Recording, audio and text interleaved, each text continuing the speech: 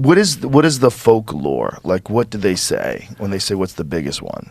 I mean, I have people that told me that they found a 60-foot anaconda. That guy's a drunk. I think maybe he's telling the truth. Picture didn't happen. Remember the movie with Jennifer Lopez and Ice Cube? I remember that there was one.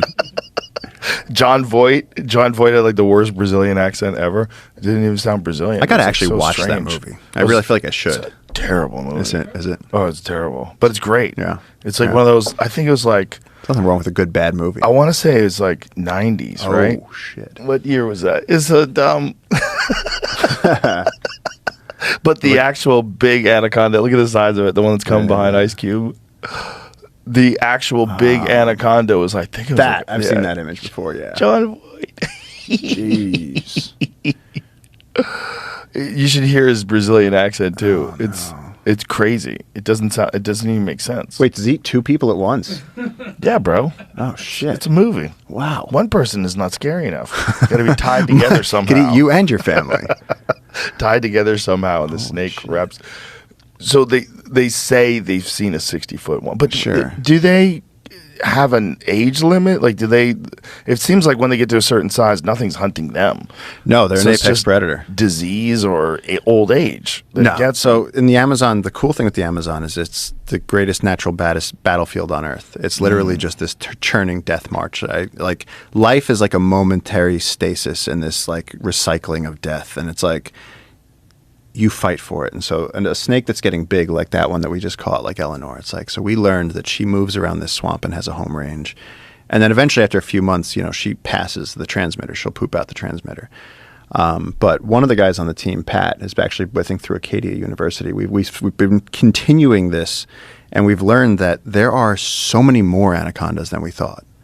And everyone said, the traditional literature said that they're ambush predators, that they only wait. And it's like, no, they're going to places where there's mineral licks in the Amazon, and they stake out them. Like, they're more strategic than we thought. Oh, so they wait for the animals to lick the minerals. Yeah, so there's places where there's like a salt deposit, and so you'll get all the herbivores coming there for the salt. And so, but the anacondas will go up streams and strategically target those places. And so one time we saw an anaconda eating a peccary, which is, for everybody that doesn't know, is a wild boar. Like a javelina. Yeah. And like I was at a stream trying to take a picture of a butterfly, and I heard this, and I looked down, and there's like a 16-foot anaconda, and it just bent this peccary in half, and it was just looking at me, and it was like, and then it split. And so once a snake leaves its meal, it's very unfortunate, but once a snake leaves its meal, it's not going to come back to it. So the snake left because unknowingly we got too close. So we had wild boar that night. We just threw it on the barbecue. Wow. Oh, speaking of eating things, Jamie, I think it's just called monkey head. I've been dying to show you this. Can I ask you a question, though? Yeah. How old did they get? Like the one that you got that was 18 feet, how old do you think she was? The thing is, they have indeterminate growth. So you take a baby anaconda. They're live born, by the way, not in eggs. And so you get a brand new, slimy little anaconda, and they come out, and their food for like the jabiru storks, for other caiman, for even fish. The fish are brutal, man. I caught a baby caiman the other day. He had no toes because the piranhas were eating his toes off. Whoa. But the anaconda is interesting because it has this outsized impact on the whole ecosystem, because they start off basically as prey. They're just these little 2-foot worms.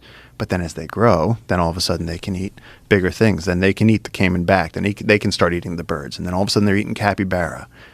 And then you get to the big mamas where they're the top of the ecosystem. They're the top of the food chain. And so you have like black caiman, anaconda, jaguar, harpy eagle, giant river otters. And like those are your like, top contenders for apex predator in the Amazon. The harpy eagle's amazing. What a wild looking creature. Oh, their talons. They're so big too. Is that the biggest eagle? I don't think it's I think the Philippine eagle or the Stellar Sea eagle, but the harpy is just unreasonably large. Like when you see them, you go, that's what that is.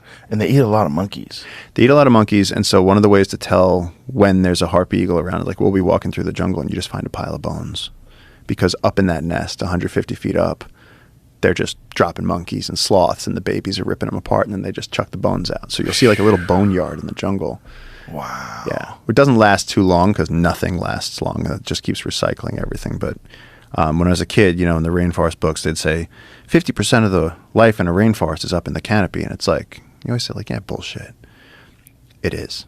There's more stuff up there than there is down there. So when you're walking in the Amazon, you're under 150 feet of green. 3% of the sunlight is hitting the ground.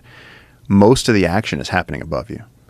Wow. The birds, the monkeys, the bats, the snakes, the frogs, everything is moving up there. There's cactuses and bromeliads and vines, and it's all interconnected, and there's this whole network. The Amazon canopy keeps changing the like when you say how many species are on Earth, and it's like they're like, we really don't know. Because nobody can spend time up in the Amazon canopy. There's people that have used hot air balloons. There's people that have used giant nets. You can climb up with a rope, but then like you're kind of limited to one tree. We just spent the last 2 months building the tallest treehouse in the world. It's like above. See, can you do treehouse? It's insane. I slept up there for one night. Look at this coming out of the mist. I just slept up there for one night, and in the morning, I couldn't believe what I saw.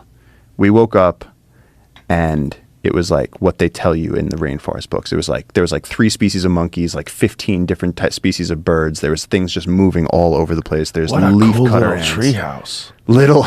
It takes like 10 minutes to walk up there. That's badass. Yeah, apparently it's the tallest treehouse in the world. It's in the middle of the Amazon now, and we got solar So how many panels up feet on there. up is it?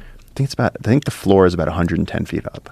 And how long did it take to build this thing? A couple of months. Took like 3 months, actually. We brought in some expert treehouse builders. These guys, the treehouse community, and That's insane. they build tree houses all over the world. But this one, it was like we had to figure out, like, how do you even build a stair? The staircase was half the project. How do you build a staircase to get up to the top of this tree? It's amazing. You guys did insane. an amazing job. I love it. Yeah. God, I want to go. It's beautiful. Yeah, there it The is. solar panels. Look at that. That's incredible. So you get Yeah. electricity up there. That's fucking badass. Yeah. Yeah, no, it's And really that's still cool. there right now? Still there. No, it just got there. You see how fresh that wood is. It's like it's not even done. Like, I so do left you- there to come here. You sleep there when you're there? That's your spot? Yeah, me and my girlfriend just slept up there, and Oh my we God. woke You up in talked to a girl into going up there? She must be an angel. crazy. Dude, if you're gonna hang out with me, there's a lot of snakes, Yeah. a lot of climbing. Oh, I like, can you imagine. only be You got to go to crazy. the treehouse.